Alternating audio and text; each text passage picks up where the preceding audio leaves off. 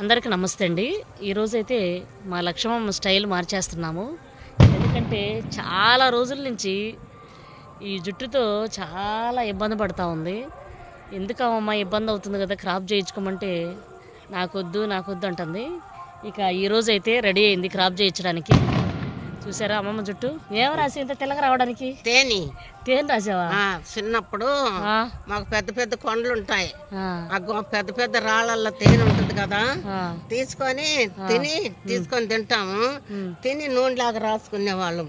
ఆహా, అది తేనె రాస్తే తెల్లబడిపోతుంది. తెల్లబడిద్దంట జుట్టు. చూసారా చక్కగా ఇంకా తలస్నానం చేసిన రోజు తెల్లగా మెరుస్తుంటుందండి. ఈరోజు అయితే క్రాప్ చేయించబోతున్నాము.